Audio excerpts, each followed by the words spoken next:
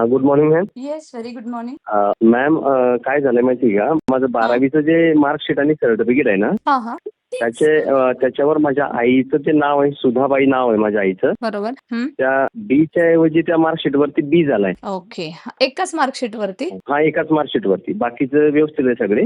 Okay. तर काय करायला पाहिजे तुम्ही त्यावर? ओके. सर, आता तुम्ही हेल्पलाईनच्या माध्यमातून जोडलेत का आपल्या बॅचशी? हो हो हो. हो का? सर, आता त्याच्यासाठी तुम्ही एक पहिला ऑप्शन आहे की तुमच्या आईचं आधार कार्ड वगैरे आहे का, जे करेक्ट नावाचं आहे तुमच्याकडे? हो हो, करेक्ट नाव आहे. सर, आता ह्याच्यातून तुमच्याकडे 2 ऑप्शन आहेत तुमच्याकडे. Either you have to make affidavit or either you have to make the gazette. का? कारण अफिडेव्हिट बनवल्यानंतर त्याची व्हॅलिडिटी ओन्ली फॉर 6 मंथ असते आणि ते 500च्या अच्छा. स्टॅम्प पेपरवरती काही सिरीजमध्ये चालतं, काही ठिकाणी म्हणजे गावच्या साईडला मी पाहते की 100 रुपयाच्या स्टॅम्प पेपरवरती पण चालतं. बिकॉज ते तुम्हाला हो हो. क्लॅरिफिकेशन द्यायलाच पाहिजे की बाबा ती व्यक्ती ती आहे आणि असं असं झालेलं आहे. त्याला दुसरा एक ऑप्शन जो गॅझेट मगाशी बोलल्याप्रमाणे तो आहे, तो एक परमनंट सोल्युशन आहे. उद्या तुम्ही कुठल्याही नोकरीसाठी, नोकर भरतीसाठी कुठेही गेलात तर तुम्ही हे गॅझेट हो हो. दाखवायचं की आईचं जुनं नाव आणि आईचं नवीन नाव. अशा पद्धतीने तुम्ही जर हे डॉक्युमेंट्स बनवून ठेवलं तर तुम्हाला पुढे काही प्रॉब्लेम नाहीये. आणि आता आम्ही पण जे काही गॅझेट वगैरे बनवून देतोय मुलांना ऑनलाईनमध्ये, ह्याच्यासाठीच आम्ही सुरू केलं की म्हणजे असं एवढं सगळं करत असताना एक लक्षात आलं की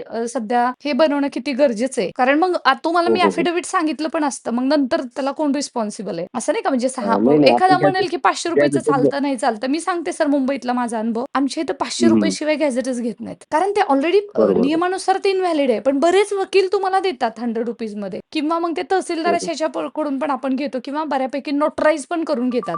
मग त्याच्यामुळे म्हणून मी फक्त जस्ट तुम्हाला सजेस्ट करते की तुम्ही गॅझेटच करू शकता याच्यावरती. नाही, आपण गॅजेटच करून घेऊ ना. मी तेवढ्यासाठी तुमचं मार्गदर्शन, मी तुमचे डेली व्हिडिओ बघतो मॅडम. ओके. व्हिडिओ मी तुमचं मार्गदर्शन मला योग्य वाटतं म्हणून मी मेंटरशिप बॅच पण घेऊन घेतली तुमची, की मॅडमच्या नाही सर, कसं आहे मार्गदर्शनामध्येच आपण मार्गदर्शन, नोकरीला सर लागू कसं आहे, आता सगळ्यांना वाटतं की आपली फीस जास्त आहे, हे सगळं सगळं मला समजतंय सर. पण हे आज तुमचं आहे ना सर, हे कमीत कमी ही भरती 1 ते 1.5 वर्ष जरी चालली पुढे, तरी पण तुम्हाला हो हा म्हणजे एक सर्व्हिस आपल्याला द्यायची. असं नाही की तुमचं झालं उद्याच्याला प्राधान्यक्रमच्या वेळेस आम्ही तुम्हाला गाईड करतोय, नंतर मुलाखतीचा राऊंड असो आणि नंतर एन नंबर ऑफ प्रश्न येतात. आजही कोणी कुठेही हो. गेलं ना तर, आणि आम्हाला पण काही जास्त खूप लोक नको आहेत सर. आम्ही पहिल्यापासून तुम्ही पाहताय की शिवयुनिटीच्या माध्यमातून आम्ही लोकांसाठी हो. करतोय, पण हे जास्त दिवसाची सर्व्हिस आहे आणि मी एकटी नाही याच्या पाठीमागे. आता तुम्हाला गॅझेटमध्ये सांगतोय तर तिसरा व्यक्ती इन्व्हॉल्व होतो. मग या सगळ्यांचं ती हो. म्हणजे सगळंच करत असताना मग म्हणजे फीज वगैरे बरेच लोक बोलतात, पण माझे एक सर्वांना एक गॅरंटी असं म्हटलं तर चालेल की सर, म्हणजे क्वालिटीला कॉम्प्रोमाइज नाही. क्वालिटी म्हणण्यापेक्षा मग जिथं तुम्हाला पाहिजे तिथं नक्कीच आम्ही तुमच्या सोबत आहोत. जरी इन केस असं हो. झालं हो. की इन केस तुमची मीटिंग नाही झाली तुमच्यावरती, तरी पण तुम्ही मेसेज टाका, लगेच तुम्हाला तिथं कॉल येऊन जाईल की तुमचा काय इश्यू आहे. म्हणजे असा प्रॉब्लेम नको व्हायला, एवढंच. बरं, तुमचा अनुभव काय आहे हो. सर तिकडच्या बॅचचा? म्हणजे मी का विचारते,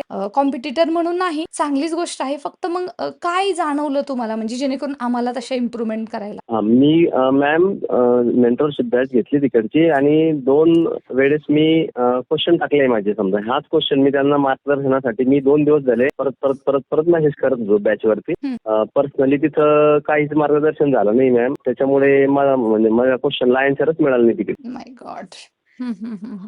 पर्सनली नाहीच ना म्हणून सर, मग म्हणजे मी त्यांनी पण कुठे कमिटमेंट केलंय की पर्सनली, आणि त्यांचे तुम्ही सबस्क्रायबर वगैरे सगळे पाहिलं तर त्यांचे लाखोमध्ये ऍडमिशन असणार आहेत. लाखोमध्ये सर, कुठल्या हो. व्यक्तीला पॉसिबल आहे का पर्सनली बोलायला, सांगा? नाही सर, नाही मॅम, पण मग ते काही विद्यार्थ्यांना करतात तर म्हणजे मेसेज थ्रूच मार्गदर्शन करतात. तर त्यांनी माझा मेसेजच नाही पाहिला ना, मग त्याच्यामुळे मेंटरशिप बॅच घेऊन काही फायदाच नाही झाला ना त्यांचा. समजा त्यांची बॅच घेऊन तर आपला बरं झालं, प्रॉब्लेमच सॉल्व्ह होत तुम्हाला आता नाही. डबल डबल गायडन्स भेटेल.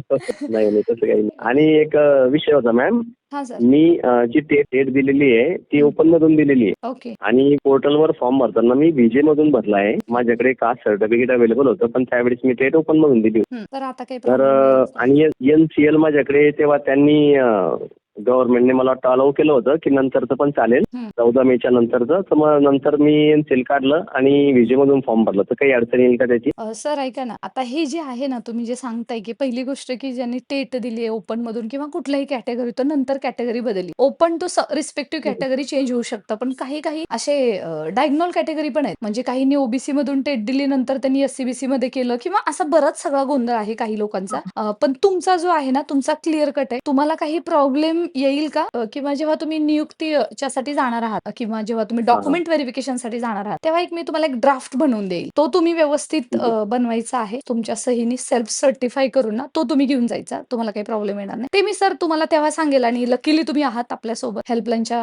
सोबत, हो मग हो तुम्हाला काहीच प्रॉब्लेम नसेल. त्यावेळेस सर हे जे आपल्या सोबत जेवढे आहेत ना त्यांच्यासाठी एक ह्याच्या संदर्भातला ड्राफ्ट बनवून देईल. कसं होतं सर, व्यक्ती तितक्या प्रकृती असतात. मी तुम्हाला सांगितलं हो हो सध्या काही प्रॉब्लेम नाही, पण याच्यामुळे तुम्हाला ते बाद पण करू शकतात. असं झालंय, असं होतं पण मग त्याच्यासाठी आपल्याला हो हो टेक्निकली ते तिथं मांडावं लागतं आणि की आम्ही वकील वगैरे आहोत त्यामुळे आमच्यासाठी ते काही गोष्ट जास्त काही नाहीये. काहीच काळजी करू नका तुम्ही सध्या. तुम्ही आहात आमच्यासोबत म्हणजे अर्थातच सेफ आहात एवढं लक्षात ठेवा. हो हो thank you ma'am. Yes yes sir, हाच थँक्यू. हाच हाच धीर आम्हाला पाहिजे होता. काय सॉरी, हॅलो. हाच धीर आम्हाला पाहिजे होता म्हटलं मॅम. हाच सपोर्ट आम्हाला पाहिजे होता. नाही नाही सर, नशिबाची नोकरी असते, पण असं असतं की शेवटी सपोर्ट पण फार महत्वाचा असतो. माझ्या आयुष्यामध्ये आम्हाला काय असं डायरेक्शन कधी नव्हती मिळाली, त्यामुळे मला असं वाटतं मला करता आली तर नाही सर, फ्री मध्ये केलं बऱ्याच दिवस, पण सध्या पॉसिबल नाहीये हो. आणि तेवढी आपल्याला सर्व्हिस देता येत नाही, तेही सर तितकंच खरंय. मग आता ही मुलं आमची आणि ते 2-4 गॅजेट काम करत गॅजेट असतात. कधी बनवून घ्यायचं मॅम? सर ते गॅझेट तुम्हाला आता आता म्हणजे सर ते बनवायला ना 21 दिवस लागतात, संडे वगैरे अच्छा. सोडून. मग तुम्हाला जर बनवायचं असेल हो. ना, तर तुम्ही या नंबरवरती किंवा विजय सरांच्या नंबरवरती तुम्ही हाय करा गॅझेट संदर्भात किंवा तुमचा नंबर वगैरे बरं. पाठवून द्या. मग ते तुम्हाला नंबर आहे ना ऑफिसद्वारे विजय सरांकडे माझा नंबर आहे. विजय सरांकडे तुमचा नंबर असेल किंवा विजय सर तुम्हाला तो गॅझेट जे आमचं ऑफिस आहे त्याचा नंबर देतील. तिथून तुम्ही पाठवा बरं. आणि तुमचे काही डॉक्युमेंट्स पाठवा. तुम्हाला मिळून ठीक जाईल आहे सर. ठीक आहे. तोपर्यंत अजून आपल्याला वेळ आहे, तोपर्यंत तुम्ही पण बनवून घ्या. म्हणजे मला काय हो म्हणायचंय, हो सध्या इतक्या क्लिअर कट इन्स्ट्रक्शन आहेत सर डॉक्युमेंटच्या बाबतीमध्ये. हो हो एक काही कुणाचं इकडे तिकडे झालं ना तर ते हाय ग नाही. आणि म्हणूनच मला असं वाटतं की ज्या लोकांना आशा आहे नव्हे, त्यांनी ठरवलंय ना या शिक्षक भरतीमध्ये शिक्षकच मला व्हायचंय, त्यांनी अशा छोट्या मोठ्या हो चुका हो. नका करू. याच्यासाठीच अट्टहास, बाकी काही नाही. चालेल सर, ओके. दोन्ही. माझे कॉल्स ओके ओके चालू थँक्यू. आहेत. Okay sir, okay. चलो बाय.